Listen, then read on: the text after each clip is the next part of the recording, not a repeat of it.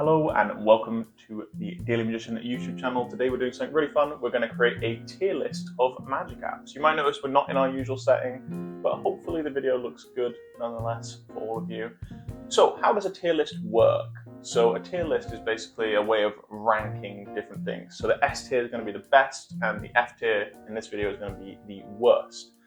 As you know, here at the Daily Magician, we are big fans of technology magic. We've created a lot ourselves. And so I thought it would be a really fun concept to just rank some of the best magic apps on the market. We're not going to cover all of them, and just phone magic in general. It doesn't have to be an app. We're not going to rank all of them because there are literally so many, especially with technology and how things are right now. I think it would take us maybe about 50 hours, maybe longer, 100 hours to create a video ranking every single piece of tech magic you can do. But in this video, we're going to go over some of the ones that we really like, some of the ones that are very popular in the magic market, and just rank them all for your viewing pleasure. Okay, so first one we're going to talk about is The Stranger by Jonathan Levit. Now, fun bit of magic trivia for you. I actually worked on this app. Don't want to take any credit for it at all. I didn't do much at all. But back in, I think it was 2019, I was working with Conjure Community, and we helped do the initial launch of this app. And so I wasn't really involved with Jonathan Levit, working one-on-one, but I was just helping out on the promotional side of things and getting the word out to customers. To be fair, I don't think that many people initially kind of like understood how good The Stranger was. It did well, but it was like, you know, it wasn't like the thousands of magicians it is now. So obviously I didn't do my job good enough. But luckily the app is so good that it was one of those where I remember having conversations where we helped launch this app and we were like, you know what though, at the end of the day, it doesn't really matter how well this launch does, because sooner or later, people are going to realize how good this is, and sooner or later, most magicians are going to want to have it.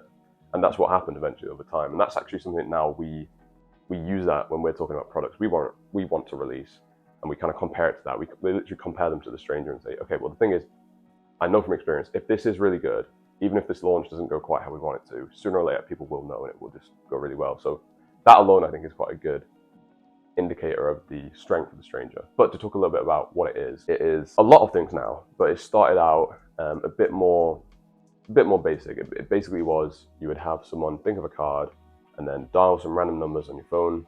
Those numbers, you go, oh, don't know, this could just be a random person, it might not even be a number, let's see. Dial it, some stranger would pick up, hence the name The Stranger, and that stranger, after a brief conversation, would reveal the card that the spectator is thinking of. Eric picked a card, okay, in a deck of playing cards. You know the cards, right? Okay. I want you to think, just right now, think of any card in the deck of playing cards. Just think of one.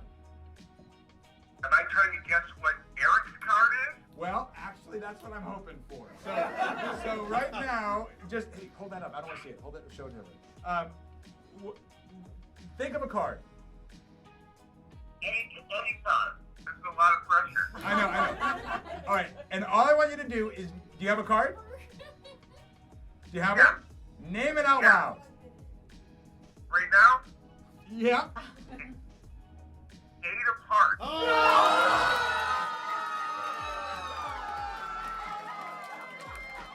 It feels super organic. It feels like, you know, when you're a kid and you're doing like prank calls. Maybe you didn't, but I did. It feels like that, you know, like you pick up and like, hello, like who the heck is this? Like, you know, and then you're just like, sorry, I'm just doing a magic trick. Can you just name any card? That's kind of like the organic feeling of the effect. Yeah. And I remember I did this with like a group of friends and they absolutely freaked out. And that was on like the basic version, like way back when. So yeah, it's just really, really good. It's just such a good idea as well. It's so fun. Yeah. And it's, like we said, it's progressed so much. It's really, I think Jonathan Levit deserves a lot of credit just for that alone. Like whatever you think of the trick, even if you don't like it now, you still have to say, compared to where it started, it's come a long way. Yeah. So yeah, like you can do video calls with The Stranger now. Apparently even do it on the spectator's phone, make that call. Yeah, I think just, again, like we said, like I was kind of joking before the shoot, like at this point I feel like The Stranger could file your taxes. Like it's that sophisticated. Okay, but not to get too carried away, obviously we want to make sure this is completely, I don't know, gives both sides of the coin, so to speak. What are some, I don't know, like drawbacks or reasons that you wouldn't perform The Stranger, or just, you know, just so we're not only saying good things about it? I think price. Like I think for most people it's very and expensive. It's not, and this isn't even like a value judgment. We're not saying it's not worth it for the price. It's just like, it just is expensive. You know what I mean? Like, I'm sure a Lamborghini is like, you get what you pay for, but like, it still doesn't mean I'm going to go buy one, you know? Yeah. So I think that's one thing. I think for a lot of people it will be like, it's not. It's just like a purchase that you have to think about. Yeah. Wait, oh, is this worth the money? Yeah. I think. And even if it is worth it, you just might not have that disposable income. Exactly. So I think that's one of the drawbacks. It's like I do think it is very expensive. What are the other drawbacks for me? I'm just like quite chill when it comes to Magic. Like I'm just happy. If you want to see a trick, I'm just happy. Give me the cards, do some stuff with the cards. We'll have a good time. Hopefully it'll go well, and then we can just pack it up. I feel like I used to be a bit more of a sweat. I used to be like, all right, let me do card through window. Let me do these tricks that are really like high investment, high risk, high reward. That's the ones your friends remember. It is true, yeah. And I feel like the Stranger is also like, it's just, I don't know, like in my head I'm just like, it's just like a lot, you know what I mean? Like you have to go through this whole process. And also like, would you actually do that? Like I feel like you as a human would never like prank call somebody. That's true. About a card. So I guess it would have to fit with your personality as well. I don't know if I would like even you'd be like, yeah. You know what I mean? You're too polite for that. Yeah. But no, I'm just saying like there are some tricks where it's like, it's an insane trick by the time you get to the end of it, but it's like, you do have to take them along for the ride, and it can be like, oh, this is a bit of a ride, like quite intense, which is like the weirdest negative ever, because I feel like most people won't care about this. But yeah, I don't know, sometimes I'm just like too chill that I don't really want to do like such a crazy trick. I'm just like, that's such a stupid name a card. That's the honest truth, you know? Yeah, anyway, we spent way too long on this one. We've got a big long list to get through. We just got to rank it, haven't we, though? I think one of the best ways for us to rank it is basically to think, if we as a data magician release this, where would we like put it on the list? Like how cool would we think it was ourselves? So I feel like it's top of A, bordering S, just because like, being honest, like we don't perform this regularly and we probably wouldn't. Yeah. Like, so I mean, maybe I would. So maybe bottom of S. We'll see what we'll see. We'll kind of like circle back. But if we did release it, I'd think it was like one of the coolest things we've ever done. For sure. Yeah. And also it's very original. Like with all the kind of like forcing and all the different things you can do with a phone. This is a very unique idea. Yeah. So there's nothing really like it. Yeah, that's a good point as well. It is quite unique. Yeah. All right, let's keep it moving. Okay, so the next one to go onto our tier list is Not ESP by Jake Keane, and at least it was released in collaboration with Lloyd Barnes. So. Yeah, don't want to like say for sure, but I'm pretty sure there was like collaboration between them on it, or at least there was when we were at Blackpool. There was some, even if it was just creative consultation or something. But I just wanted to put that out there in case we want to accidentally not credit Lloyd when we should. Yeah. Well, the thing with Not ESP is we are absolutely in love with this type of effect because we created something that does something quite similar. Yeah, another funny story. We seem to have some fun trivia about all of these, but well, basically, Not ESP was released this year actually, and it sort of debuted at, I guess, at Blackpool. That was when they started showing it to people. I guess it pre-sold just a little bit before Blackpool, got some performances in, debuted it at Blackpool, and then it was fully released later. And it has since been, rightly so, picked up by a lot of people, and a lot of people say, oh, this is great, this is one of the best Magic apps come along in a while. Yeah. And the effect basically is, well, it does a whole bunch, but let's just say a really simple version is, you open your notes, and you're like, okay, I want you to think of something, any object or whatever. I'm just going to draw something. Okay, tell me what you're thinking of. They'll say a boat, and you say, oh, really? Turn it around, you've drawn a boat. Do you want to check what I was trying to say? Yeah.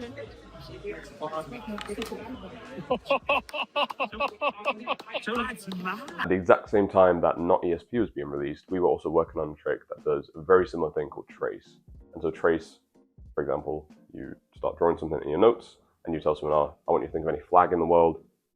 They say, oh, I've thought of one. You say, okay, I've got one. What was it? And they'll say, maybe, I don't know, Argentina. You turn it around, you draw on the Argentina flag. And so obviously on a surface level, these both look very similar. And we also had a bit of a hunch that maybe method-wise, they were also quite similar. Benji worked on this for months and months. Yeah, and we'll get to why, like... There's no issue. Yeah, we'll get to like why I was working on it for months when we talk about Trace, but just, yeah, I'd literally been working on this for months. It was ridiculous, the amount of work that went in. Probably was bad idea. Well, it wasn't a bad idea, it was fun, but like I don't know if it was actually that good of an investment of time for how cheap we've then sold Trace for since. But yeah, ridiculous amount of time invested, and then literally like a day, 2 days, whatever, before Blackpool, where we were going to go and release Trace ourselves, we saw this Not ESP thing, and we didn't know Jake super well at the time, and so we didn't know if he was going to be. You just don't know. Some people are like chill about these things, some people are not. Yeah. And we just didn't know, is he going to be okay with that? Like, it was actually a miracle, to be fair. We were really, really stressed about it, and we stepped into Blackpool. Yeah. And literally the first people we saw was Jake and Lloyd. Yeah. So it was so nice because we were able to go up to Jake, talk about Trace, talk about not ESP, immediately realised that the whole workings behind both the effects was like pretty much, I mean, it was completely different. Well, and they were different effects. It was like the same but different, I'd the say. Same input method, but different. Yeah. Inner workings. Well, let's just have a whole section where we compare Trace and not ESP once we've talked about both of them. But yeah, it was different enough, for sure. Yeah. It goes without saying that we very much like this effect, and this, because it looks very similar to the effect that we've worked on. So obviously it's something that we really like.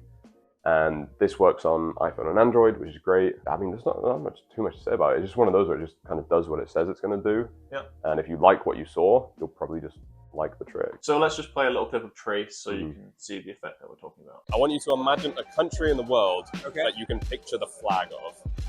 Okay. And also, I want you to know this isn't some kind of like narrowing force. I'm not trying to force you or anything. Okay. So if you want to use your phone, look it up. You could use any country. Okay. I've got one. You've got one. Yeah. Okay. I'm going to show you something. On my phone, on iPhone, we have this Notes app. Yeah. Here, what I can do is, you know, do a bit of art. Yeah. I can change the colors. You get the idea. Yeah. What I'm going to try and do is pick up on the image of the flag that you're sending me. See if I can get it. So I'll start with just a rectangle. That's pretty safe. Is it simple or complex? I wouldn't say complex, but Some parts of it. Some maybe. parts. Okay. Intricate. Really focus on those details.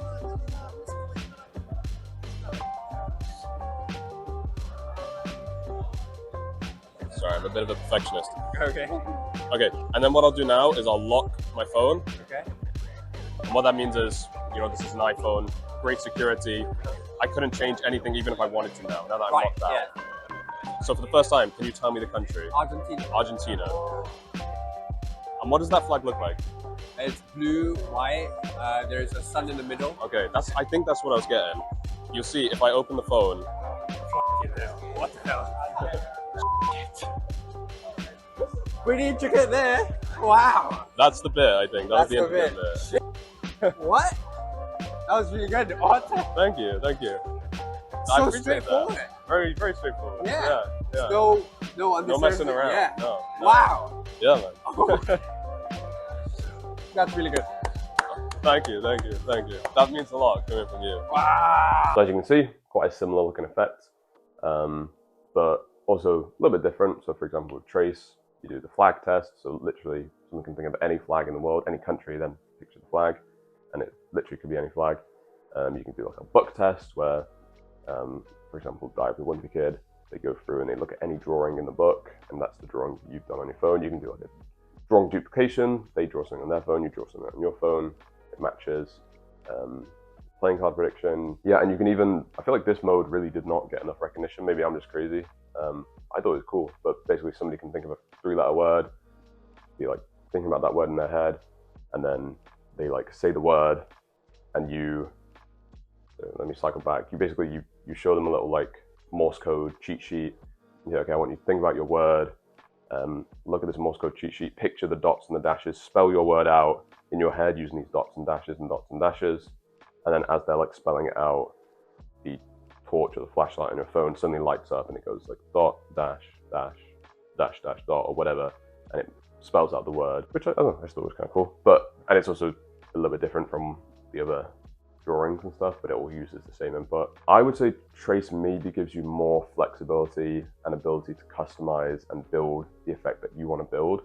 So I think you might have a bit more reach as to what you can do once you understand how Trace works. But realistically, you probably would prefer to just use NotESP because Trace will take a lot more work to set up than NotESP. So I feel like Trace maybe gives you more capacity, but the trade-off is also more work. I think the trade-off is also it's just iPhone only.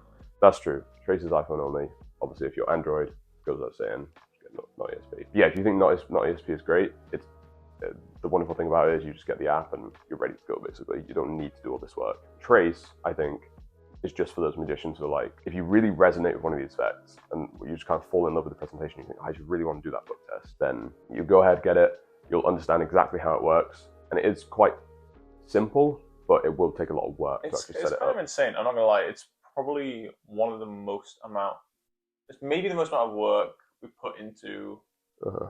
a project like this, like a mini project like this, for the price that we sold it at. Yeah, it's like a tenner basically. I think Like it's £12 right now. Yeah. It was a tricky situation because I did feel like for the amount of work that went in, we really should have made this more expensive. But that was almost just like, it would have made sense for us to make it more expensive because we put so much work into it. But I don't know if it would have made sense for you as a customer, because our thinking was, well, hang on, you're going to get this and you're still going to think, oh, this is great, now I know how it works, but I still have a bit of work to do to finish setting this up on my end. You know, we didn't want to overcharge you and then also give you work, so we felt like cutting the price was a kind of a compromise we could make there. Plus, also, if we thought not ESP is like, I think it's like £20, we didn't really want to make Trace much more expensive than that, because we thought, again, it's easier to set up, so why would we make Trace more expensive than that? So we felt like we were in a bit of a tricky situation where it really felt like, I was like, honestly, for the amount of work I've done, I would love to be able to sell this for more, because it almost doesn't feel fair to me.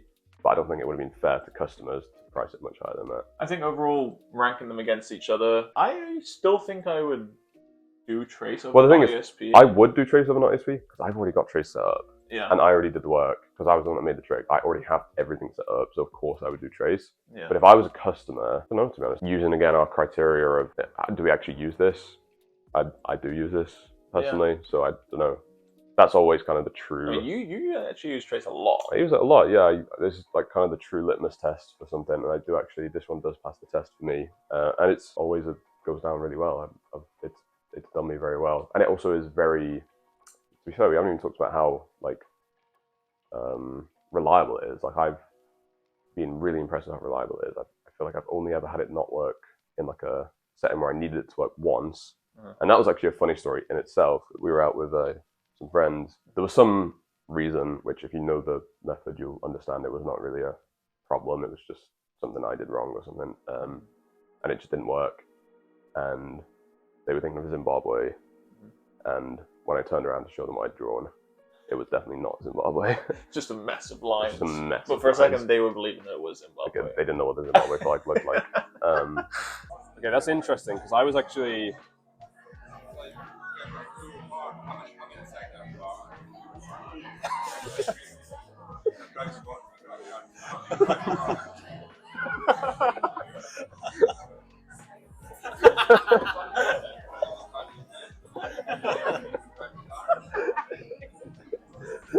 Is that not meant to happen? Is that not the Zimbabwe flag? Generally speaking, like 99.9% of the time, this just hits and it's really easy, really reliable, which is again another reason I like going back to it. I remember this summer, I was like called on unexpectedly to perform at like very random, but there was like a talent show almost in like this community thing. And it was probably, it wasn't like a crazy crowd or anything, but it was enough that I had a bit of nerves, you know, maybe like 100 to 150 people. But like peers, you know, people that, it wasn't just strangers, it was people that I was like, oh, if I just like do something stupid and it messes up, it's not like I can just go home and think, well, I don't know these people, do I? Like I was like, I'm going to be seeing these people a lot. So I was like, I need something. This is what I'm saying. I was literally sat there thinking, okay. Something surefire. Well, it was just this thing where I'd been sat there and suddenly I was like, okay, I've got no time to prepare. I wasn't expecting to do this. I've just been called on, got nothing on me, but I need to do something that I think is gonna still do really well for this crowd. Yeah. And also I know I can count on it. This is not a situation where I really want to take many risks. I want something that's gonna be surefire, but also really impressive. And I was like, Trace, it's gotta be Trace. Like, that was just what came to my head. So then I did Trace, and it went really well, and I still get people talking about it now, like, again, because these are peers, friends, people I know. It honestly was a highlight, one of the highlights of the summer, maybe, actually. It was really good. So I mean, you'd have to rank it. I think your personal rating would have to be top of S tier, because that's like everything you want, right? Top of S tier, maybe like mid S tier. The only reason I would downgrade it ever so slightly is because I think if Trace had come out 3-4 years ago, which I think probably it would have been able to, based on how the method works, I'm not sure, but if Trace had come out 3 or 4 years ago, I think it would have been the perfect trick. I don't think there would be any drawback to it. Now, it's an almost perfect trick. I think the only problem Trace has, and I think not ESP has the same problem, a lot of technology magic is starting to have this problem, it's just AI is getting so good that even when AI isn't the method, and even when AI couldn't do what a spectator thinks it could, just the mere fact that they think it could be AI, sometimes people are like, oh, I don't understand how this works. Like AI now is so magical that sometimes magic just feels like AI. When it's based in tech. When it's based in tech. And so I think that's the only thing that makes me a little bit sad about it is I'm like, I think 4 years ago, this is like a flawless trick. Whereas now... By the way, if you think this conversation about AI and how it's impacting phone magic and technology magic is interesting, we actually just recorded, I don't know how long it'll end up being, it felt like an hour, but maybe it'll end up being about half an hour, where we talk about all the ins and outs of how we think AI is impacting magic, especially phone technology magic, and more importantly, what you can do and how you can start changing the way you look at magic and then you perform to basically stop your spectators from ever thinking that either AI is involved, could be involved, or really just letting that in any way degrade the quality of the magic that you're doing and that your spectators are experiencing. So actually quite an important, more important podcast than we thought it was gonna, or video than we thought it was gonna end up being. We've put it in our membership, Magic Mastery. There's a link in the bio if you want to go ahead and check that out. You'll be able to find that in there. For all the reasons I've already said, it's still amazing, but occasionally maybe you'll have the occasional spectator thinking, well, maybe it's just AI. And the sad thing about that is, like, even though it's not, maybe in a few years, AI will be able to do that. Do you know what I mean? Yeah, well, that's a whole other tangent. But yeah, I mean, I think it's true. That's kind of probably a disclaimer for all technology magic right now, is the more that you can remove it from the technology, the more you can kind of distance yourself from the technology part and make that feel as if it's not integral to what you're doing. Yeah, and obviously the more impressive the trick will be. And so, for example, with Trace, maybe one way I would combat this is by saying, okay, I want you to think of a country. Okay, think of the flag. Okay, I think I'm picturing the flag. I'm actually going to try and draw it out. Do you have a pen, paper, anything like that? Oh, you do? Great. But it's a black pen. I need colors. I'll just use my phone, whatever, right? And then you flip to your phone. Even just switching your presentation like that goes a long way to then eliminating this subconscious thought that the method is anything to do with the phone. It's not like you had your phone out at the beginning. The implication is you were fully ready to do this analog, pen and paper. You only had one color on the pen, so of course you're going to flip to the phone. But that was an afterthought, and that helps then hide. It just kind of, just little convinces like that.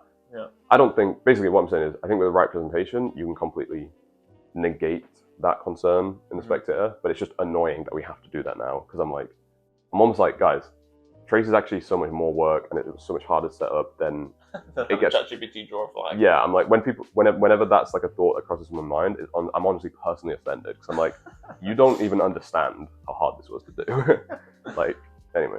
Yeah. Yeah. I think to rank them both, I think my honest ranking would be, I think Trace, for me, would probably be top of A for the amount of work that has to go in versus whatever. But I feel like for you, it can't be anything but S, because it is an actual go-to and you love it. Yeah. I think probably same with not ESP. I don't think it's an S tier effect, but I think it's a really good effect personally. So I probably put both of them kind of around top of A, kind of interchange them based on your desires, what you want from magic product. But I think they're both really, really solid, just very solid magic. Yeah. I personally would rank them A, but I think for you, you couldn't go lower than S with the amount you use it. Yeah, I think so. Okay, so let's get on to the next one. It's actually kind of strange. When we made this list, this was not the intention for us to have a personal piece of trivia for every single thing on the list, but so far, it's kind of disgusting. We really, I guess we really do spend a lot of time in magic.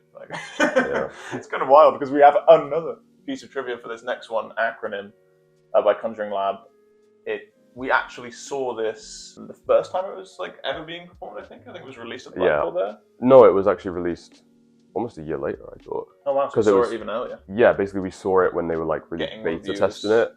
Just I don't even know who it was reviews. They were just like, hey, we've got this cool little thing we've been working on. Can we show you? Well, actually, they came up to our booth in Blackpool. The trivia is that we were the ones at a booth in Blackpool, and they weren't.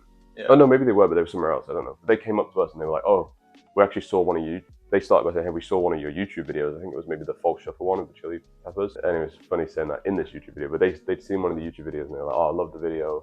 They're like, oh, cool, can we show you a trick? I think we showed them a card trick. In fact, it was one of the tricks. Fragment, but also I think we showed them one of the tricks that you can learn in the free Foolers package. So if you watch the video that we just put out with Ollie Milan, the color sense one, we also showed that to the Conjuring Lab guys. And I remember we were just jamming a little bit and then they were like, oh, well, do you want to see what we've been working on? And I was like, I don't know if I can top this color sense, but yeah, go on then. We'll indulge. We'll humor you. And then they showed us acronym, and I was like, that's the best thing I've seen so far this convention. Yeah, you were. You really liked it. Yeah, how I remember it at least. It felt like at the time, okay, I think Nadia was there as well. So Nadia had gone on Wikipedia, and they were like, okay, I just want you to follow a random chain of links. Just go where your mind leads you. So you're on a Wikipedia page, scroll down, find a link, great. Click on that link, hop to a new page, go new page. And was it like on each subsequent page, Nadia would then look at any word on that page? I believe so. And then she'd say, okay, I want that word. And then they'd write that down. And then she'd click on one of the links, take her to a new page, and then find a word there, write that one down. It was either that or the link itself was the word they were writing down. I think it was just a word from the page. Either way, they would end up with like 4 or 5 words written down. And it wasn't entirely clear where this was going, but these words had been written down. And then they said, and actually, I think probably they said this at the start, just to not have this false memory. You're not going to catch me out on this one. I think they'd said, roll a dice, imagine what number do you see, and maybe Nadia would say number 3. So then at the end, we have these numbers written down, these words written down, and then that was it. We're like, okay, well, don't really understand what the trick is. We've just picked some words, written them down. Like, what is there to reveal? Like, you know the words we're thinking of. Like, there's no secret here. And then they said, well, do you remember the number that you picked, number 3? I want you to look at the 3rd letter of each word.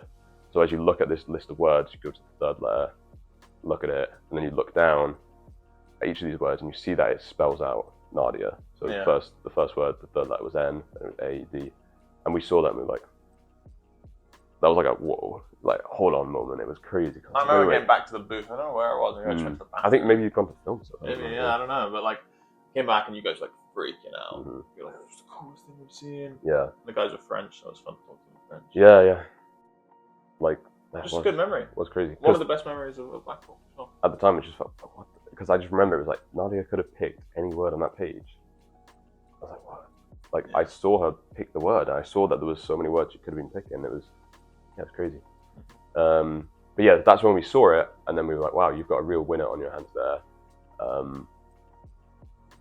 Which they probably already knew. They didn't really need us to tell them that. And then, I don't know, 6 months, a year later, whenever it was, they released it, and of course, everyone loved it. But yeah, they're really good guys, and they were kind enough even to like push some of our products as well in the past. I mean, they're a really good group, and I think when we told them when we saw them in person, if we could invest in any Magic company right now, like if we could be like seed investors in a Magic or if there's like if Magic companies had stock, you know what I mean? Like if all the companies were stocks, like on the stock market, we'd buy stock. Which stock would we be buying, and which companies would we be buying stock in, aside from our own, obviously? I was like, I would definitely buy stock in Conjuring Lab right now. Yeah. It's not, there's one part of it I think makes it not quite a perfect trick, but I think it's unlikely that spectators will follow that thought process. Yeah. I think it's just like when you've seen a lot of tech magic, you kind of know, just the same way as when you're working with card magic, you know, okay, well, what's the reforce? You know there has to be certain principles, and it's like, was there a force, was there a cull, was this, that? Sometimes when it comes to tech magic, the more you see, you're like, okay, so we're using this principle, and because you've seen this principle in how another trick works, maybe you can then imagine it being done in this one and think, oh, maybe that was what's also going on. Yeah. Which I think it really is, you do that because you understand the workings of tech magic, which I think spectators don't. So I don't know that that's necessarily a worry, but it is one point, I guess, that makes it not, you know, just to be fair, just to have one little grain of something in there. Yeah, I think just kind of bringing it though in terms of if we release this ourselves, how proud would we be? I think we'd be really freaking proud. So I don't think I could personally rank it any lower than S. I think it has to be S. Okay, so while we're here, we'll do a couple of other Conjuring Lab effects really quick. Let's talk about Algorithm first. This is one that we saw performed live. We played with that. So I have an app to cheat in casinos. It's an app to cheat in casino to predict cards. Can you please take 5 cards out of the deck? Don't look at it, don't look at it. From anywhere in the deck, you do it. And please shuffle a bit more. I won't touch the card, and I will never touch the financial. So the idea is to take 1 card away and to input the 4 remaining cards in the phone, and it should predict the 5th one, even if it seems totally unrelated. Okay? So here we have the 9 of diamonds, so you type 9 diamonds. We have the 7 of clubs. We have the 2 of clubs. And we have the 5 of spades. You hit predict. You can do it.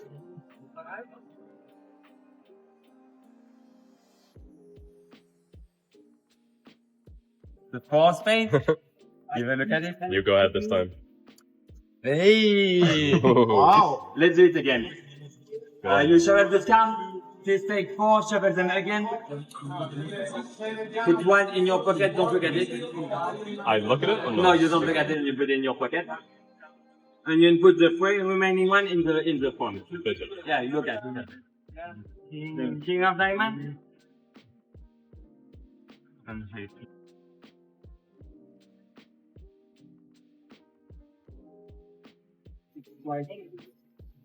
Queen of Spades. Hey, nice. Let's do it again. You shuffle the card, right? Please touch any card. Put it in your pocket, don't look at it. And any other one? It's any card, and any other one too. And you put it in the phone. 9 of clubs and 10 of spades. From a deck you shuffle, right? It says, okay, the King of Spades. You can't keep getting away with this. I tell you how it works. It knows everything. There are cameras everywhere, and it shows how you shuffle the deck, and it knows the exact order of the deck. You don't believe me? No, I do believe you. It's quite excellent. No. No. No. Swipe up. No.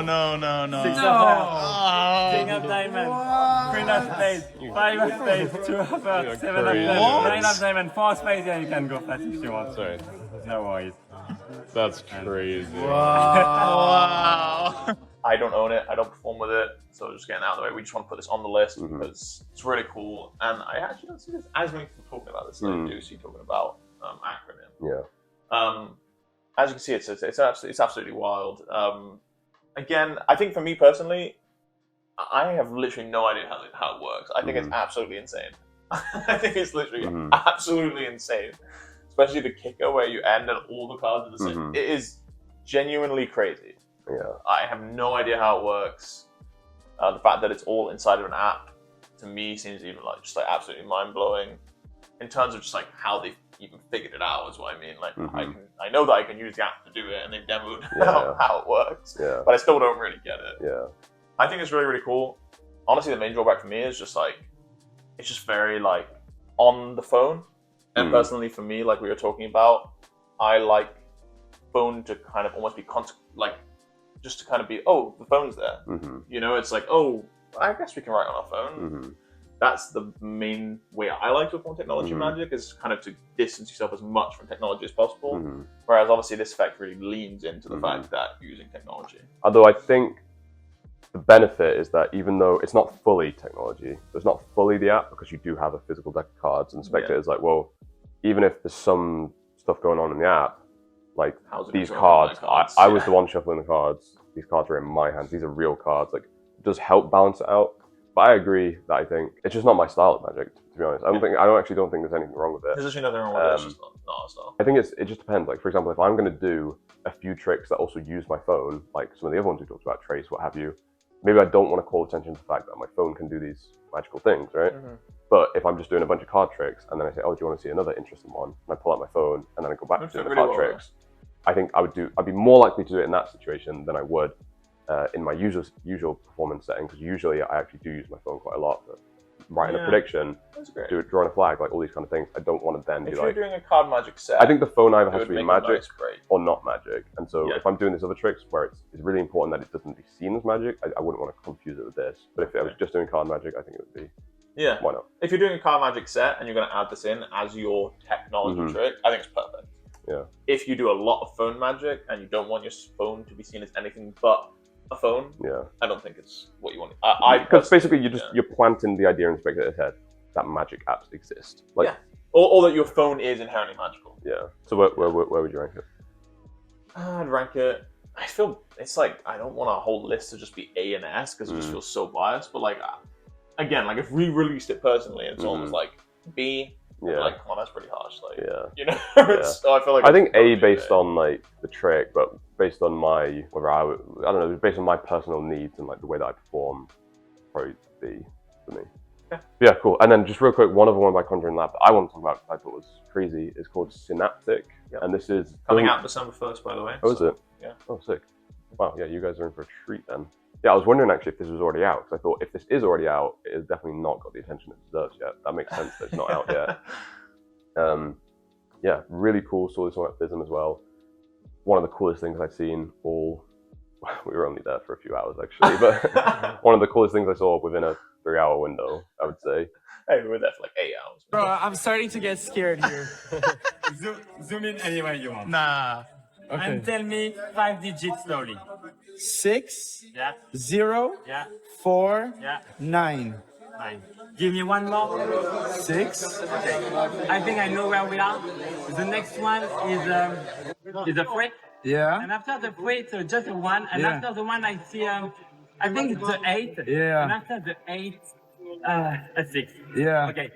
Zoom somewhere else. You will tell me the digit, but you can tell the digit forward or backward. Okay, 9, Okay, 9. Okay. 9. 6, Yeah. 5, Yeah. 1, Yeah. 7. Okay, I think I know where we are. You are telling me the digits backward, and the previous one is I think it's a 7 again. Yeah. And before the 7, there is it's a 9. Yeah. And before the 9, oh, I see. It's a 7 again, and before the 7, it's a 0. No, But yeah, just lots of different things you can do with it. There's a couple using Pi. The credit card one was crazy. Basically, they had someone take out their credit card and read out the numbers of their card, the 16-digit long number, but miss out one of the digits. So basically go like, I'm just going to make up a number. 1, 2, 3, blank, 5, 6, 7, 8, 9. Obviously in this case it's quite easy to guess what that is. But Yeah. if it's a random 16-digit number and it's someone's real credit card and they've just missed out one of the numbers and they've read it to you, you just kind of look at them and you're like, I'm going to fill that gap in. Yep, it was a 7. And you just tell them what digit they left out. For me, I don't know why I thought that was so cool. I just thought that was really cool. Behind all of this as well, we should say, even though this is like tech magic-ish in a way, it's not using your phone. Just, yeah, obviously I just didn't want that to be an assumption because so far they've all used your phone. This doesn't use a phone. No. So it really just doesn't look like you're using anything. You do what looks like completely impromptu mentalism. Okay, so ranking that one. I don't know, maybe we just have to put it in mystery tier for now because it's not fully out. We just saw a quick demo. I think from what we saw, I'd rank it A. I personally, knowing the method, probably wouldn't use it. It's not my type of thing to do. But again, I don't know if I was in a show. It's so hard to judge. It's all based on like criteria, isn't it? Because like we're not professionals. We don't do shows. Usually the magic we do is just fun. But if I was in it, like if I was running, if I had a show or if I was a working magician, probably that would very much change the tricks that I'm doing. I think it would, yeah. I like to take a lot of risks in my magic because I'm usually doing it with friends. So I'll often do like, or jazz, or I'll do memdeck, or I'll do whatever. Whereas if I'm like, somebody's paying me to do magic for people and I want to make sure that they get their money's worth and it doesn't mess up, then this would be a great one. yeah, stuff like this would be more likely to go into what I'm doing. Yeah. I think I would rank this quite high, but also I don't know, just based on the credit card thing alone, I'd have to rank it high because I just think that's cool. Yeah. And that alone, even if I didn't use what they're selling, I think all these Conjuring Labs are going to go like between A and S because again, once you learn how it's done, it's like not unsatisfying. Yeah. It's like, what the freak? Like, it's even like once you learn how they come up with it, it's like in some ways like more insane. Okay, so the next thing we're going to rate is Iris. This is a really fun project that we worked on with Stephen Bridges and Antonio Bourgeois, and it is probably the most popular product we've sold to date in terms of just how many sales. Actually, I think Classic Magic Book Collection's probably still got it beat. Old Faithful. True, but this year, definitely best product this year. And I think maybe one of the most popular products of the year. I hope, yeah, honestly, I think it's got a good chance. You'll have to let us know what you think, but I think it's got a good chance of being, if people were to vote for Trick of the Year this year, I'm not saying it would win, but I think it could be a contender. Yeah, I think Iris is really good. I've used Iris for years. It gets incredible reactions. It is so invisible, and seeing the literally thousands of magicians that picked it up this year and had a lot of fun with it, enjoyed it, wanted to promote it. I've never seen an effect that so many people want to be a part of. You know, like the Jerks reviewed it, there's just so many people that have, like, kind of had their say on this effect that honestly it's just like, just look at the Reddit comments, look at the Facebook comments, like whatever you think of Iris, it seems like the majority of people really like it. So we're really grateful for that, and we're really grateful for your support. The better you are as a magician, the better this effect is. I think we definitely saw that with Stephen, honestly. Like going out and filming with him for a day and seeing how he uses Iris was actually very instructive for both of us. Even just in the way he interacts after the performance, because he was able to really convince people that he was like a next level mentalist, just using Iris. So yeah, I just think it's brilliant. I think a lot of people really love it. I love it, and I'm saying this as like a fan. Like I discovered Iris like through Stephen, and then started performing it. So it's not. That's how you know it. Like it isn't biased because we used it before we sold it. We didn't know that we were ever gonna sell it. I was gonna sell it. Yeah. We used it for years before that. Yeah. I was gonna say, I think the one thing really that sets Iris apart, probably from anything else on this list, come to think of it, is even though it's phone magic, it's the only piece of phone magic I've really seen maybe ever. Apart from, I guess you'd have stuff like the Toxic Force, maybe ICF that we put out as well, but it's in a very rare category of phone magic where, even though it's phone magic, it can be done on a borrowed phone and there's no need for anything extra. As we said in the trailer, you could literally be on the beach wearing nothing but Speedos, or not even Speedos, you know what I mean? Like the secret isn't the Speedos. And if someone hands you a phone, be in France. if someone hands you a phone, you can do Iris. So, I mean, if someone hands you an iPhone, you can do Iris. They hand you an Android and you're screwed. If they hand you an Android, back on. you throw it in the sea and you run. And you say au revoir. Yeah. But yeah, I think it's, I don't know, it just definitely really deserves a lot of points for that, because I think we talked a lot about how, you know, phone magic, we really want to make sure we minimize this, any potential feeling that the phone is the magic, or there's any kind of technology, apps, whatever. Iris is like the ultimate answer to that, because it happens on their phone. And there's no technology involved that you bring to the table. There's no like NFC chips, there's no secret app on your phone, there's no pairing, there's no like you're on your phone in your pocket. Like it's just a borrowed, you just do it on a borrowed phone. I think that just makes it so cool. And the fact that it's then competitive with a lot of these other tricks, that it can replicate or achieve similar looking, very similar looking effects that look just as clean as a lot of these other tricks we're talking about, but on their phone, like it just deserves so much points for that alone, I feel like. Yeah, and to be honest, the price, the more I think about it, like it is very affordable in this realm of effects. Yes. Like £39 is really. Yeah. I don't think it's like for when you contextualize it within how expensive technology magic can be. I personally think it's worth the price. And the other cool thing about Iris is so far it's only gotten stronger. We actually recently discovered that one of the only drawbacks we thought existed in Iris isn't actually a drawback, and we were just wrong. Basically, we had a mistaken assumption about a flaw. Not a flaw, but like something that you have to be careful of in Iris. Like, oh, just make sure the spectator doesn't do this or it won't work. And we just kind of assumed that was the case. I don't know why we assumed that case. But yeah, we were just like playing around the other day, well, the other month, I guess. And I was like, wait, hang on. Actually, it doesn't matter if the spectator, even if the spectator does this, the Iris still works. And if anything now, I would encourage them to do this because it makes it even stronger. Because it just eliminates even more, it makes it even more insane that you could possibly know what you know. Yeah. Obviously, there's always trade-offs, there's always compromise. And so the strength of this is that you do it on a borrowed phone, which means it's not on your phone, it's not like some app that you have some secret input control over. And so I feel like sometimes with other apps, because it's an app and it's on your phone and you have sort of full control over it, it's a little bit easier either to have outs if it doesn't work, or to redo it, restart, kind of fix it in process because it's on your phone, it's your app, you're kind of controlling what's happening. But this was, basically, I don't think this is a flaw necessarily of Iris, this is just the natural, by extension, trade-off of doing it on a borrowed phone is that it's someone else's phone, and so if you just get the principle wrong, it's not like there's some app system with like 20 outs that you can be like, all right, let's just do this little backup thing.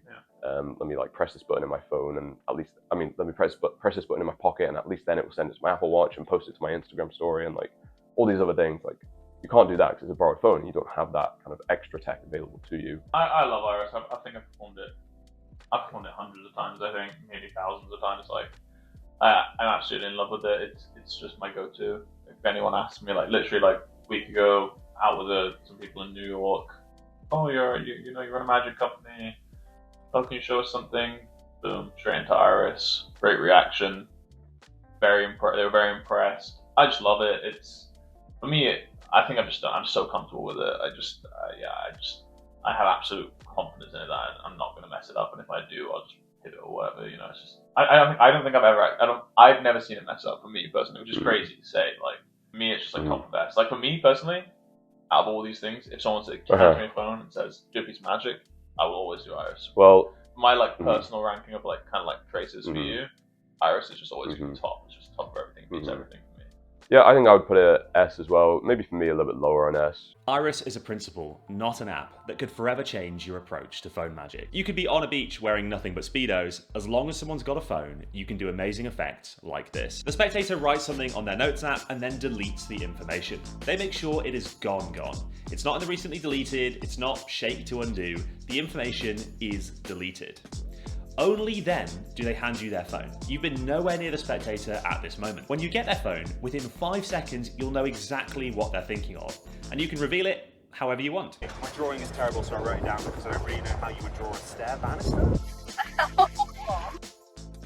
But what I've just described doesn't even scratch the surface of what's possible with Iris. Here's a few other effects you can do. They go on Google Maps, zoom into any place and remember it. They don't type or search for anything, they simply remember it in their mind. They can then zoom all the way out and hand you the phone. Within 5 seconds, you know the place that they're thinking of. Like a bus sound, like a... Is it... wait. Don't say anything. Boddington Street? Okay. That's right. Okay, think about what else you were seeing. It's like a shop, but it's more like nature-ish. It's like an ocean. Oh my god. Hold on, don't say anything. This is a bit of a guess. Tree of Life Center? Yes. That's it? Yes, that was it. What, bang on? Yes, perfect, yeah. They go on any site, Wikipedia, the Magic Cafe, ESPN, any site with text will work. They then select any article and highlight and remember a word. Even though they can then change the page, go to a different article, web page, whatever, within 5 seconds of taking the phone, you'll know what word they were thinking of. Are you thinking of Grey Owl's Cabin? Yeah, we were. How did you do that? They load up Spotify and skip tracks until they find one they like. They then skip through as many more tracks as they want, and then they hand you the phone. Within 5 seconds, you know the song they're thinking of. They type any series of numbers into the calculator app. They don't even have to do a sum. They delete, maybe type something else so that you can't do the shake to undo, and still, within 5 seconds of taking the phone back, you know the numbers. They open their photo app or maybe Google Images and find a photo. Within 5 seconds of taking back the phone, you know the image. One of my personal favorites is you have them scroll back on their calendar app and choose any event. Within 5 seconds, you know the event, the date, the time, all of it. Probably in August time last year. Is that correct? Mm-hmm. Maybe around, this is a bit of a guess, but maybe around the 20th, 23rd, something like that. Is that close? Okay. Taylor Swift Silent Disco. That's what it is. Yeah. If you're interested in Iris, then you should know that we actually just recorded a video with even more handling tips for Iris, which makes the effect that much stronger. We have not left Iris alone. We are constantly working on it, constantly looking for ways we can innovate, update it, make it even better. This brand new video offers new handlings and tips for how to approach Iris, and again, it'll be a part of the delivery. New presentations, and also a couple of things, like we said, that we since discovered that we thought were weaknesses that actually now are strengths. So yeah, go check it out. And obviously, if you've already bought Iris, go check it out now. I think you'll really enjoy it. Okay, let's talk about Pathfinder real quick. So this is one that came out a couple months ago. Now this is, you know, I feel like we need one of these like announcers, like, and in the red corner, hailing from India, we have Mentalist AM bursting onto the scene. Like, I don't know, I feel like he needs that, like, like badass like intro music coming on. He's like coming out like, oh, you guys aren't ready for me. I feel like people had not really heard of AM until now, even though he had put a book out that was quite well received. Definitely still quite an underground magician, but I don't know, he's lighting it up, man. He's lighting it up, like Pathfinder, and then Wordsmith, which we'll get to in a minute, and then, you know, fingers crossed, touch wood, plenty more coming. We've seen some of what he's got in store, and I don't know where I don't know, to be honest. You just kind of feel like he just kind of popped onto the scene, and he's low-key just has some insane ideas. So Pathfinder is kind of the coolest thing to happen in the progressive anagram space that we've seen, basically since, I don't know, Atlas Brookings, let's say. And it basically works by, on the fly, on your phone, generating a progressive anagram from any piece of text that the spectator looks at. So the spectator can go to any piece of text anywhere on your phone. It can be tons of words, They can look at any one of those words, and then your phone is able to quickly generate a progressive anagram, and it just feels like real mind reading. It almost feels like the phone is reading their mind. I've made my guesses. I don't know if I got it. I'm gonna put it in your hands. Don't tell me the word, but did I manage to get it? No. No. What was the word? Depicting. Are you sure? I definitely didn't. Can you take the phone? I definitely didn't write that. No. Fuck off.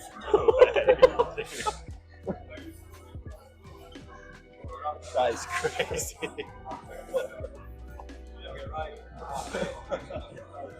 Wow. Atlas Brookins is a mentalist who put out a piece of work, I think it's called The Prodigal, and that was his sort of seminal work on anagrams. And to be fair, probably like at least a decade ago now. You know, it's been a minute, and he put that out, and he just really did some great work on progressive anagrams. And I don't know, I've always had a little fascination for progressive anagrams. I remember once I met up with Aaron Fisher, and he was talking about, okay, what are you excited about in Magic right now? And I was like, oh, I just really like progressive anagrams. And he was almost like confused at times. Like, progressive anagrams, like, of everything, are you sure? Because obviously he's a card guy, but I was like, no, I'm telling you, progressive anagrams, like, they're sick. And I have always thought they're sick, but the problem with progressive anagrams has always been, you have to like memorize a lot of information, you have to kind of memorize the flow, and it's like, okay, basically they're a lot of work, or they can be a lot of work. And Atlas Brookins obviously has done really great work on detailing his system and like his anagram work. And as I said, that was like kind of the groundbreaking, at least from my perspective, that felt like he'd really moved them forward. But then Pathfinder, I feel like, is another level on top of that, where if you're okay with the trade-off of the fact that your phone is now in play, it just allows you to like instantly have progressive anagrams on the fly with no memory work. I was fortunate enough to be able to form Pathfinder for Atlas Brookins, and I'm sure he's fine with me saying this. I was nervous at the time, and I thought, I literally told him before, I said, you're either going to love this or you're going to hate it. Because in my head, I thought either he's going to see this and think, wow, how lazy have magicians become that, you know, I've told you guys how to do this. You just got to put the work in, like learn the anagrams, whatever. Like, is this really what it's come to? You guys are just like, I've done all this hard work. I've just got these anagrams in my head. You guys are now just using your phone. You're not even like memorizing it. Like, oh, come on. So I thought either he's going to just kind of look down on it a little bit, or he's going to think, wow, this is really cool. This is cool to see what my work has inspired and like the next level it's been taken to. And thankfully it was that one. So afterwards he was like, no, that's really cool. It made him happy to see that. It almost felt like an extension of his legacy. Like, cool to see the work that's been done on top of it, like standing on the shoulders of giants. It was quite touching that he was so honored to see that. Like, he thought that was really cool. Like, honored in that it felt like, oh, that was a validation that like his work with anagrams had really been something that had meant something in the community, such that it was something that was worth developing and taking in other directions, such as this, and that people are still thinking about it. And obviously, I'm not saying Atlas Brookins is the only person to ever work on anagrams, but I definitely know that for me, when I think of anagrams, I do think of Atlas Brookins. And so yeah, it was just really cool full circle to show him this, and that he did in fact like it, and that he was not offended by its existence, but if anything, he was excited by it. So the only bits that are bad about it are just the fact that it's on your phone, and you can't really get away from that. Yeah, and I think the beautiful thing about Pathfinder that really helps negate the fact that it's on your phone is because the process of the selection of the word is mental. It's like, it almost doesn't matter, you know what I mean? It's like, it's not like you used, I don't know, it's like you're just looking at a whole bunch of words, and in your head you think, okay, I'm going to think of this word. And so it's like, how could that be any different whether they're using your phone or like, that part feels so fair. It's just in mind. I think the other thing as well, the other really good justification for Pathfinder is if you're doing a trick where, for example, you say, based on basically the theme of the presentation, you might say, I've got on my notes, I've written down 100 adjectives, and these are like states of being, like calm, excited, nervous, happy, like joyful. Like, you just have a whole bunch of these, and you're like, okay, I've written a whole bunch of these down. I want you to scroll down and find the one that you feel like currently most resonates with you, or I don't know, something like that. And the whole presentation can be whatever, but the idea might be, if you're doing this with like a word pool where you've already created a word pool, then it makes sense that you're using your phone, because they just don't have that on their phone. But it's completely fair, because they'll just see these are just words. There's nothing suspicious about a bunch of words. So whether it's that, or whether you say, oh, I've already opened on my phone, I've got like 10 or 12 Wikipedia tabs, like I gave you some options. You could use any of those, or you could just open your own. It doesn't really matter. that's maybe not the best example, but just ways where you can be like, if you've already sort of done the work of creating the word pool in a justified way, such as having them on your notes, obviously then that just makes sense that it would be on your phone. So definitely ways of getting around it, but there's no ways of getting around it, but at the same time, there's no getting around the fact that it is on your phone, so you will have to at least think about how to justify it. I think it's A tier. Like, I think it's A tier. I don't think it's S because of that fundamental compromise. But that being said, there's so many that use that. Like, there's so many magic apps, like there's Horseback that maybe we talk about later, that like you are just going to use your own phone. It's not that weird, but it's definitely threatening, yes. It's threatening. Again, like I said, this list is kind of weird. It's just like, this is a bunch of really cool tech magic, I guess, at this point. But yeah, we can put it in anything, I guess. Cool. Okay, well, I guess we might as well, since we're talking about AM, talk about Wordsmith. For me, it's just so satisfying because I've just always been bothered by the fact that if somebody's like, okay, you're a magician or you're a mentalist or whatever, like so many times it feels like the most natural thing that people are going to want to say is, all right, I'm thinking of something, what am I thinking of? I want to be able to do that. Like, I don't want to have to say, yeah, sure, like any compromise. If you go get that book over there. Like, you know, and of course there's still compromise because there's still method going on, but this just felt like, wow, this is really, really, really, really getting close to being able to do just that, which is why I thought like... It's close to mind reading as just being able to mind read. Yeah, it felt, I mean, that was like the promise at least of the trick. And so it was just like, yeah, can we get it to that point? And yeah, it felt like it got very close to that, to be fair. Between the main Wordsmith presentation, the number cryptography one, the book test, the web test, like, yeah, just all the things it can do, came together really, really nicely. I really don't think you'll regret buying it. The only downsides are, right now it's English only and it's iPhone only.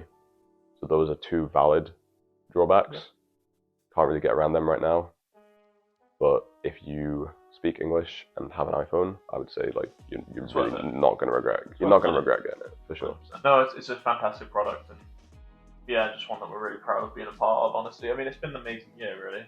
Actually, reflecting on it, just with like Iris, Wordsmith, Pathfinder, and Trace, that just came out, Trace. I mean, wow, there's been a lot of products that we're really, really proud of, and they're just cool. Like, I don't know how to, it's just like, you know, like, this is just really cool. Like, if I was like 14 and somebody told me, hey, you developed this. Well, we released it. Or, you know what I mean, like, you were part of this. Like, this had your name on it. I would be so, like, I would be blown away, like, how's that even possible? Like, I wouldn't even think, how would you conceive such an effect? So it's been really cool. I think Wordsmith's really been the icing on the cake, or if not part of the cake. That's just been just honestly like, honored to be a part of it. Honored that AM reached out to us and all people, and it's just really good. Like, I mean, as with everything you do, there's literally like there's no risk. Like, you just refund it if you don't like it. You know, like we do our best to make sure we don't refund. And that's true. If we haven't said that already, that's true for all the products we mentioned. Sorry, I should say all the products we've mentioned that are our products. No shade on everyone else. A little bit of shade, actually. Maybe got that. But yeah, that's true.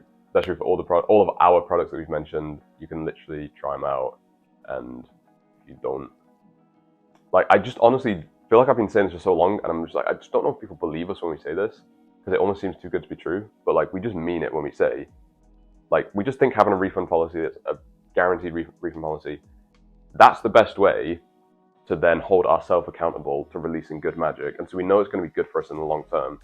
It's going to serve both of us, because we know if we have a refund policy where if you don't like it, you just get your money back, that's going to force us to only put out good magic. And if we only put out good magic, that's going to get us more customers, more trust, and long term going to build us into a better company.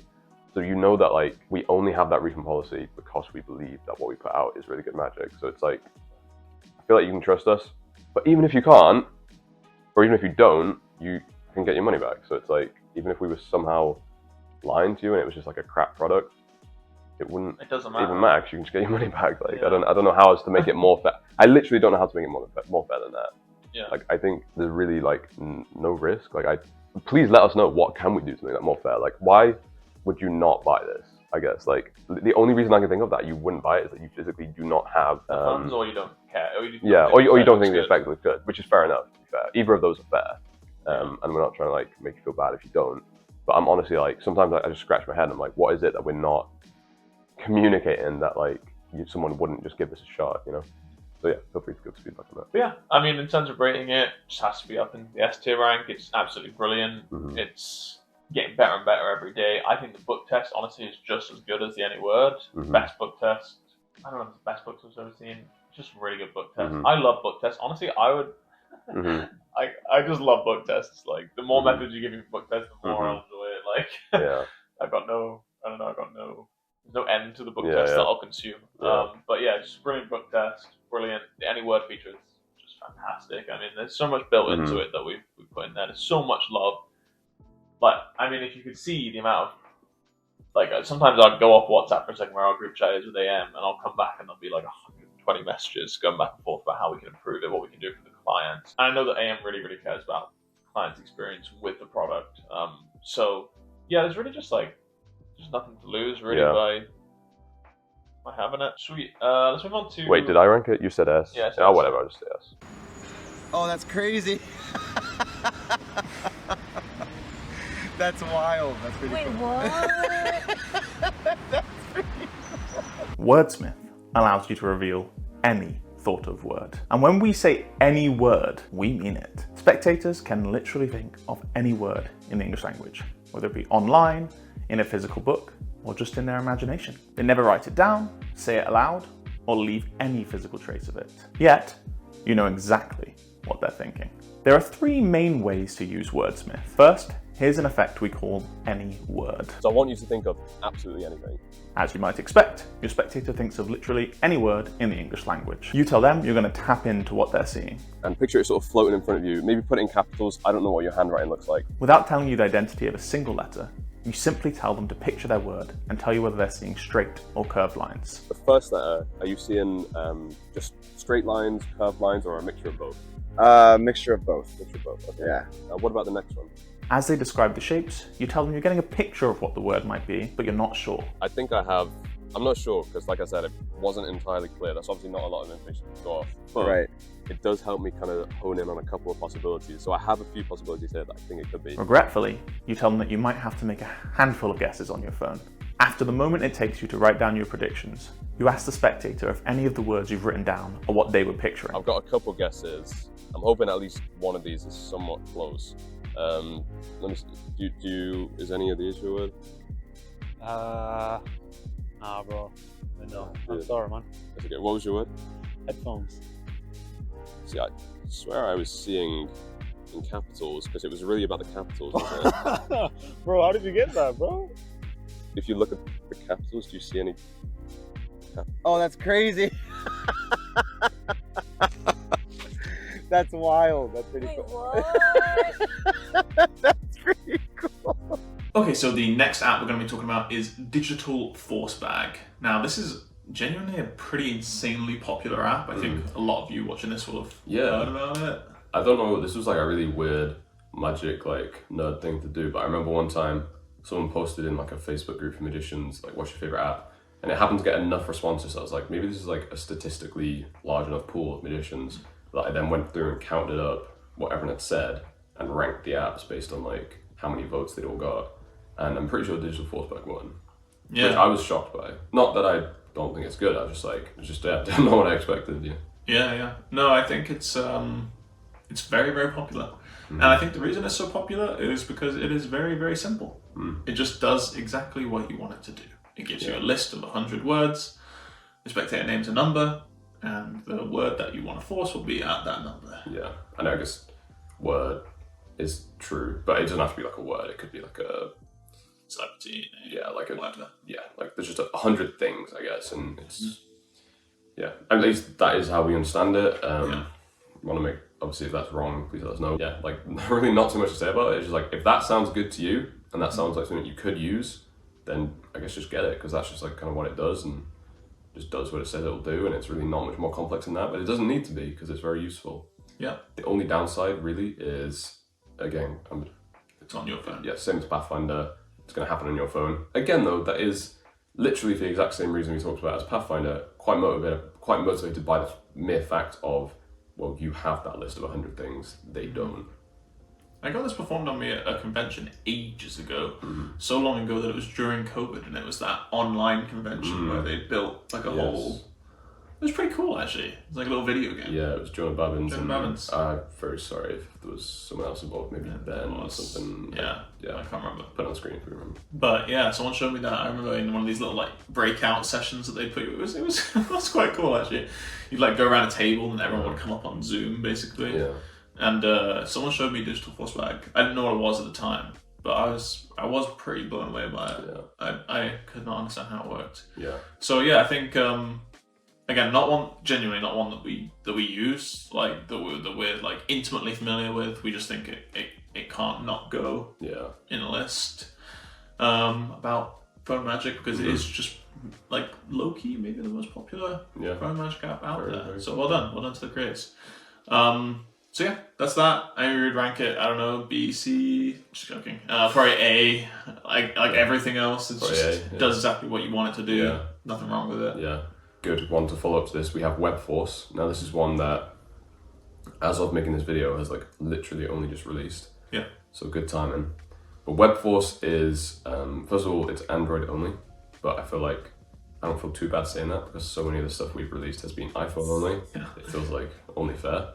But WebForce basically, again, it's similar. It's funny that this comes after Digital Force Bag. I wouldn't say it's similar to Digital Force Bag because it does a very different thing, but the similarity is that it's basically an app on your phone that allows you to force anything in a really, really fair feeling way. But rather than being like words on a list, this just feels a bit more interactive. So maybe it's spectator opens, I don't know, Google Maps and they like scroll around and they tap any country and it ends up being the country that you want to force. Or maybe they go on Wikipedia, go on some random article, scroll to anywhere on the page and then look at the first word and it's the word that you wanted to force. Or they'll be going through some images of celebrities, Google Images, and they'll scroll, and then they'll eventually, choose a celebrity, but it will always end up being the one that you want to force. Yeah. Tons of it's the cool thing about WebForce actually that I think is really unique about it, at least seems unique, is that it's so customizable. So it's basically like a tool bag,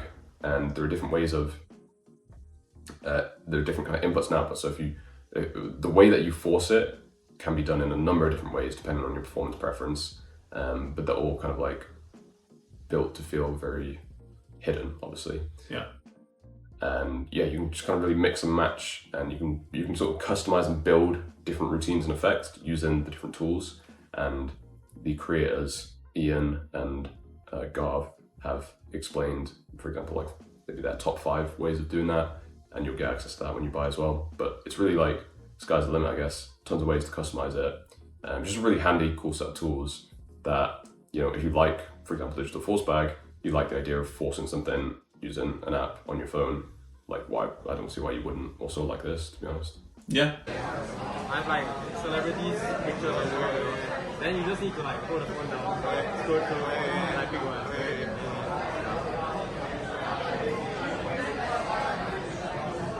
Okay, you have I didn't see that. I didn't see. Do you know who he is? Okay, can I check? Yeah, you can check. Do you know who he is? Oh yeah, you know who he is? Oh wait. Okay, don't say it out loud, right? But try like send it to me in the day. I'll send you. Okay. Are you thinking of John Cena? Oh shit. Wait, how do you know? Wait, really? Okay, yeah. Oh damn. Wait, how do you know? Again, we've talked about kind of like when we talked about Conjuring Lab, we're like, people you could buy stock in. I think the creators behind this, Ian and Garv, are some of the most passionate creators I've ever seen, and also like highly responsible in the way of like, if you want anything added to this, if you get in there and you're like, oh, I wish I had this or this, send them an email and I guarantee they will add it. Well, as long as it's possible. As long as it's within their skill set. Yeah, because these guys they're just really, really passionate about the project. And they're the sort of people that you want to support. They're 2 young kids, first release, amazing release for a first release. Yeah. And we were just it was just a pleasure for us to just be a part of kind of the production process in terms of just helping them get it to market. So and they actually reached out to us from being part of the audience, so from our email list. I think even like it's funny I don't know who you are watching this video right now, but I know that we were on a call with them. They just mentioned something about, oh, you said this in one of your videos. I was like, oh, they actually watched the videos as well. And it's really cool just to see like this kind of grassroots from the community. This app stands on its own, you know, even if it was made by some faceless corporation, I still think it'd be worth buying. But it's just also cool to feel like the community gives back to the community. So yeah, if you guys like it, definitely check it out, and you'll be supporting fellow community members. Yeah. Just to make sure, I say it, I think its main strength is its flexibility. Other than the people behind it, its flexibility is absolutely incredible. You can go on and create as many different presets, performance things as you want. You can literally force anything. I mean, we had somebody reaching out, his name's Florian, he reached out and gave us a review saying how like, I'm thinking about for corporate events, I can use this in order to like, force things on their corporate website. That'd be really cool, it'd feel very personal to them. And I think the really nice thing about WebForce is, if you are a creative person, or even if you're not, like, I think WebForce is a very, very versatile tool. It's basically just like any URL you can think of in the world, or even within an app, like Spotify, within Google Maps, all those things, anything that is linkable in that way, you are able to force. Yeah. So I think that's what's really, really cool about it. You customize both the output and the input, so you can customize what it is that you want to force, and as long as it's linkable in some way, you can force it. And you also customize how you force it, so that based on your performance preference, there'll be many different ways to sort of trigger or play with the way that gets forced, and depending on how risky, not risky, just like different, just so many ways of playing with it. In fact, obviously, like as with anything, like there's always kind of two sides to it, and like obviously just be aware if you're getting this. I don't think it's like hard to set up or anything. But the inevitable trade-off of having more customization and flexibility is, for some people, they might open it and just think, there's too many options. Like, I don't know where to start. I don't know how to use all these. There will be a tutorial, which will be linked inside the app. And we will, of course, add to that. If there are any questions that are unclear, of course, you can reach out and we'll respond, or Ian, the team, Gav, will respond as well. All right, so in terms of rating, the most fleshed out A ever, but I do think it's A. Probably A. I mean, for me, maybe B, because I don't have an Android. Yeah, for me, well, F, actually, because I don't have an Android. Yeah, I don't know why it would even be B. Like, if you don't have an Android, obviously, irrelevant, goes I guess. into no category. Yeah, but if you have an Android, I think it's definitely A. And I think also it's even elevated maybe if you have an Android, because you got to think about whether all the S tier things that you can't use because you have an Android, does that like make this even better somehow? I like that. Yeah, I mean, I think editor me is going to have a very tough time sorting out. It's going to almost be down to me to sort out where everything is in A. So it might be a little controversial where things land, but we'll see. I'm sure it'll be very controversial in the 5 comments we'll get. Yeah. All right, so let's talk about Inject. I think a lot of you are probably waiting for us to talk about this. It's a very, very popular Magic app, and one that's been very well received by the community. This is one that there's not many of these that I didn't have a connection or something to try, but this one I was just like, man, I don't know, it's just like, it just got me one Sunday evening. I was like, yeah, I just want it. And I spent £100 to buy it or whatever it is. So it wasn't like for a video, it was just like... Yeah, no, I personally wanted it. Yeah. I just thought it was really cool. Yeah, it's really great. I mean, when my dad was asking for an interesting, easy, fooling tech trick to do for one of his events that he was running, and I recommended this. So yeah, I mean, I think he loved it. If my dad can pick it up and perform with it, anyone can. I think what's nice about Inject is it's very hands off. You're going to be using spectators' phones, and it's quite nice in the way that it can feed straight to your feed whatever the information is to your Apple Watch or whatever. It's very sophisticated. I don't know whether it'd be have a matching, we both picked the same image on Google Images. Honestly, I only touch the surface of things it can do. I think Inject is a really, really powerful app. The one trade-off is what a lot of these have, which I don't want to say because it reveals the method, but it has a very similar trade-off to a lot of these different apps. There can be an issue. Some people just... Some people might just have just say no. I don't want to do a trick using that. Yes, and that's right. But I can't say more than that because it would literally just give away the method. But obviously, it's not what we're saying. It's not a deal breaker. It's still one of the most popular Magic apps out there. And it's still, and it's been used by pros. People use it and get good. Although that one trade-off, I even feel bad bringing it up because it's not the creator's fault. But that did lead to the app being like shut down for a minute.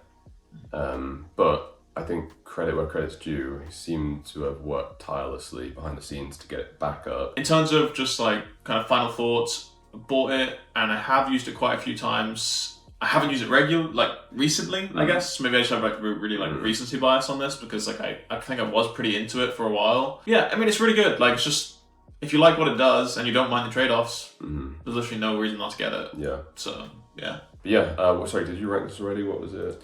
I think it's just a solid A. If you don't mind the trade-offs, it's good. Yeah, I think undeniably good app. I think my rating is very subjective and it objectively is a good app.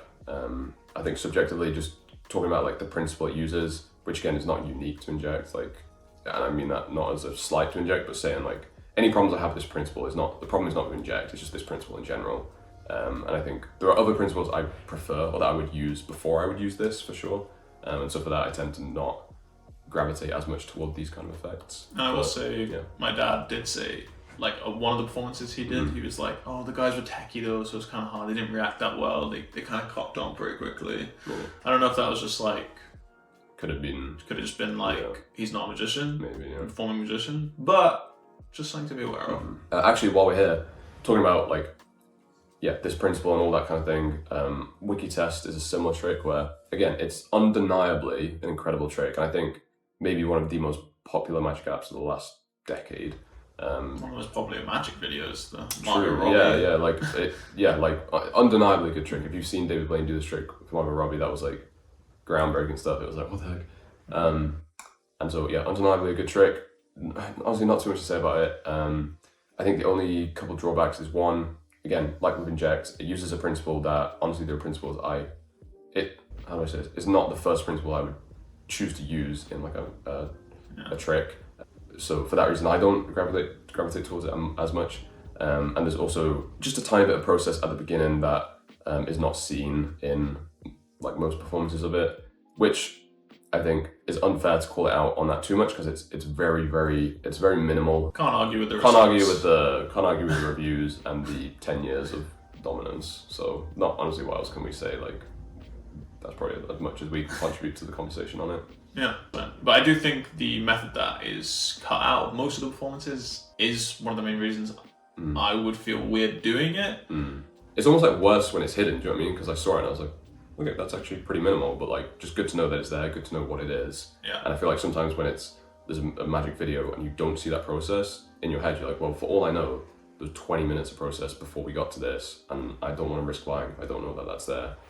But again, it's not really on Mark Custine how other people choose to perform it, and so if other people are cutting that bit out of their performances, that's fine. Also, there's just not that many performance videos of it out there, actually. It was kind of surprising for it being such a popular app. Maybe this is intentional, I don't know, but for it being such a popular app, there's not that many performances out there. And to be fair, I'm not intimately familiar with the sales page and all the disclaimers and whether or not that's on there and all that, but yeah, just some thoughts, basically. It is cool though when the magic community comes together like that and everyone's like, this is so good. We want to like hide it as much as possible. I think that's really cool. Like they come behind a product and they're like, you know what, like we're with you because like we're performing this and we don't want it to get out there. So everyone's kind of on the same team. I think that is kind of cool. WikiTest also did win Trick of the Year when it came out, for what that's worth. So yeah. All that being said, where do we want to rank it? For me, I don't know, because I'm just like objectively. I probably would put it B because I'll never use it, but that's the same with like a lot. I wouldn't use a lot of the tricks we talked about, but if that was the only criteria, maybe a lot of these other ones would have been B. I feel like we've got to rate it the same way that we rate the others. Rate A. Got to go back and change all the rankings. Everything's in A. Yeah. Okay, so the next one we want to talk about is Enigma. I don't think you could do a kind of initial list without putting Enigma on there. Definitely sent waves through the magic community when it was released.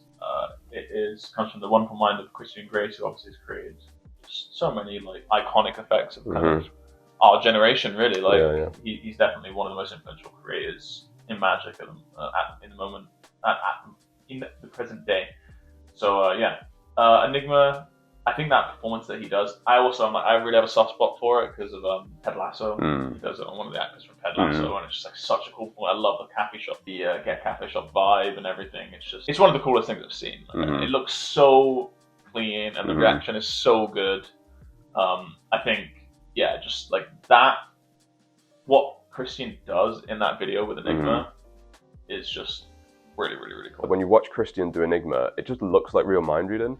And so I think there's a part of you that watches it, and you know how we're all like this as magicians. We're always thinking maybe this next release is going to be the one where we buy the product, and in the tutorial it says, okay guys, today I'm going to teach you how to actually read minds. Yeah. Like there's always that little part of us that's like, oh, maybe this time. And I think when you watch Christian do Enigma, it looks so much like that obviously there's that little part of you that's like, maybe he really has cracked the code here. Yeah. Like, what even is the method? Obviously, when you get it, there is a method. There's always a method. Like, that's no slight on Christian. There's a method for all of our stuff as well. But I think Christian's just so good at performing it and completely hiding that method that then if you're not at Christian's level of, I'm not saying you can only do this if you're at Christian's level of performance, not at all. Anyone can do this. Like, I wouldn't blame you for watching Christian do it and then getting the tutorial and just being a little part of you being like, oh, okay, there is a method and it will take some practice and it won't, I will have to put some work in to be able to make this look as clean as Christian does. I think that's totally fair to say. Obviously, you do have that as an example, like it is attainable, like, and it's not out of reach that you could do it that way as well. And I'm probably making it sound like it's harder than it is and just saying that's probably the only drawback almost, yeah. It's definitely a category unto its own in a way, Enigma. I think when it came out, it was just like just super, super unique. And again, one of those where it's just like, well, like we didn't come up with it. Like, you know, like was anyone going to come up with it? Like, it's super, super clever, ingenious method that has had a lot of love and time go into it. And as with everything Christian does, just is tailored to just perfection, really. So, yeah, I think if you like what it looks like, I think again, like Benji said, probably the main drawback is just like when you watch the trailer, it's going to take you a while to. I think it's going to take you a second to get your Enigma looking like his Enigma. Yeah. And that's maybe like the only drawback, but it's still really, really amazing effect. Does everything it says it can do, and it's well worth it. If you just love that and you're like, you know what, I don't even care, I'm just going to spend the next like however amount of time making mine look like that, then you know, it's great for you. So now, ranking. It's really hard to rank this one. In Christian's hands, S tier. Yeah, in my hands, absolute god mode. In my hands, probably B. B. Yeah. Yeah. But I don't know, probably stick it in A for that. Yeah, maybe happy medium. I'm sorry that this list has been, I guess, just like honestly, I might even change the title of the video to just be like our recommendations for magic apps, because like we purposely picked like the ones we knew were really good. Yeah. So it might be the most boring tier list ever, like for real this time. Yeah. But I mean that's fine. Is what it is. Okay, so the next app and the final app that we want to talk about is an app called Steno, and it's actually an app that is not released yet. It's coming out Black Friday. So if you're not subscribed to our email list, subscribe now. That's where you get the first details about it. Or come back to this YouTube video, I guess, on Black Friday. I'm sure it will be in the description. Or also, if you get on the email list, you might find out how to get in with a chance of getting it for free. Yes. So don't miss that. Yeah, but Steno is really, really cool. It is basically just the easiest book test ever. It is just the easiest book test ever. But at the same time, still one of the most impressive. So obviously there's some tricks where it's like, yeah, the 21 card trick is really easy, but it's not that impressive. Steno is like one of those rare tricks that is just as impressive. Right in that Venn diagram. Right in that Venn diagram. We love those tricks. It is well worth getting. It's something that we've been talking about for pretty much the entire year, trying to get it to a place where we thought we could mass market it to all of you. And it's going to be very affordable. It's really, really good. It's super unique. It's completely invisible. It's just really, really good. It's honestly it's just really good. Literally picture this, you hand someone literally a dictionary and you say, okay, people when they find out that I'm a magician often want me to tell them what word they're thinking of. Most magicians would say that's too hard. I say it's too easy. Maybe you know off the top of your head 6,000 words, 10,000 words, who knows? I want to give you the choice between, say, 100,000 words. I don't know exactly how many words are in this book, maybe 60 to 100,000. You're literally going to find any word in this book. So how about this? There's a couple of us here. Friend number 2, do you want to tell friend number 1, like any number from 1 to 700? Okay, great. Go to that number in the book, go to that page number. Obviously don't let me see any of this. And then while you're at it, give them a number from 1 to 10. 5? Okay, great. Now count down to the 5th word on that page. Obviously there'll be lots of words with their definitions. Go to the 5th one. remember that, close the book as soon as you want, and then, well, I mean, you'll see exactly more details when all the trailer comes out and stuff, but you just reveal the word, basically. Yeah. Obviously, I guess it's not a secret, since this is an app, there's like you type it on your phone, so you could send it in like a group chat, or you write it on your notes, but this happens literally in like 2 seconds. Like, it literally takes 2 seconds. Your phone can be right on the table, they've just closed the book, they have the word. Again, as we talked about technology magic, there's all kind of presentational ways of handling this. We won't get into those too much, but you really make it feel like you're getting the word, Okay, I think I've got the word. I'm not sure actually, maybe there's a couple that it could be. Here, let me just write them down. You literally write them down, you can flash to someone else as you're doing that so they can see you type in. And you say, oh, I think it's one of these. Oh, maybe not this one, delete one of them. Or you can just, or you just write one, it's up to you, but type. Okay, that's my prediction locked in. All right, what word are you thinking of? They say the word, and then, either you've sent it in a text to someone, or you've written it on your notes, whatever, or you've Googled that thing. Just really up to you. And it literally takes 2 seconds, and it's so easy to do. And it's like as close to surefire a trick as we've probably ever put out. Now you might be thinking, if it's that good and it's that easy, where's the trade-off? Because we always talk about trade-offs. We always say there's always trade-offs, and you might be wondering, where's the trade-off in this trick? If it's that easy and it's that good, there has to be some element of like, where's the trade-off? The trade-off is this. If you were to do this trick 6 months ago, if we were to tell you how to do this trick, or teach you how to do this trick, it would take, I think it's safe to say, we can say this, right? It would be very hard for you to do it. It would not be as easy, or at least to get to the position of being able to do this. In the moment it would be easy, but it would take a lot of work to get there. Basically, the trade-off is that I say we, but it's definitely been more of us behind the scenes. Jacob's wife has been really done a whole lot of the heavy lifting here.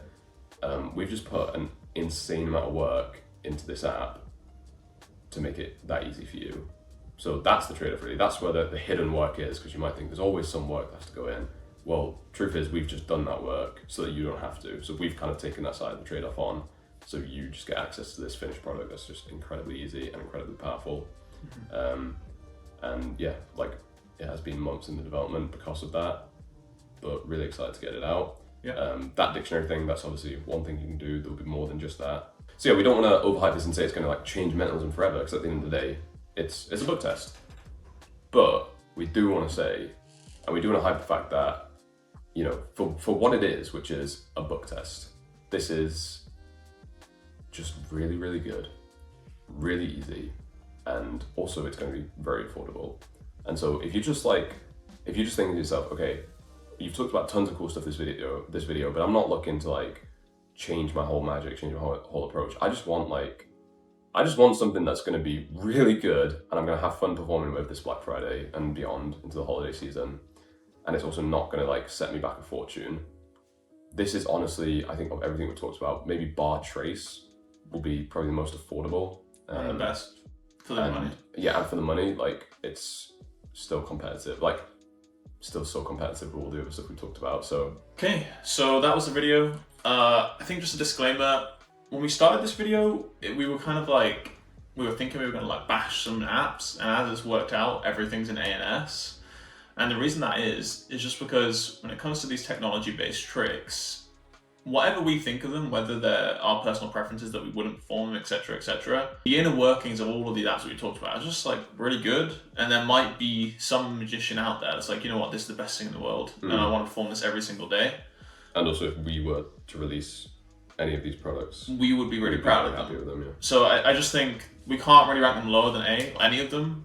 We might do another tier list, come in and just like wreck some worse apps, but I mean, it's pretty awesome in Magic that we have this many cool tricks you can do with the phone. And the fact that all of these are quality and that you couldn't really go wrong with getting any of them if it just fits your personal preference. And that's really, it's really cool. That's really the key thing, it's just personal preference. I think objectively, all of these belong on that level of where we rank them. We can make a personal preference list stuff to AF, but yeah, personal preference lists might look different, but I think objectively they're all good tricks. Yeah, exactly. So yeah, thank you for watching. If you are interested in hearing more from us, you can go down in the description below and get 24 magic books for free when you sign up to our email list. If you like more videos like this, please like, subscribe, comment. We'd love to hear what you have to say. I know there's a million apps that we missed out, so please put them in the comments down below, and we will make a sequel to this video reviewing all of them. Thank you so much for watching. Thank you to all the wonderful people that we talked about in this video that have created these apps and offered them to the Magic community. We hope nothing that we said is taken in any way offensively. We just tried to be as objective and yeah, just as objective as possible throughout this video. So hopefully that came through. Yeah, thank you for watching. If you made it this far, you're the best. You're a big fan. We care about you. We appreciate you. And I'll see you in the next one. Also, if you have enjoyed this video and you just want a piece of tech magic that you can pick up and use today completely for free, we've actually collaborated with AM to bring you just a shortcut that you can use for your iPhone that is really powerful, allows you to accomplish a very, very cool effect. If you click the link in the description down below, you'll see that just be labeled free shortcut. And yeah, it's just fun. If you want a bit of phone magic, you've watched this and you kind of got the bug, but you don't really necessarily want to buy anything yet, check that out. I think you'll enjoy it. Sweet. All right. See you in the next one. See you in the next one.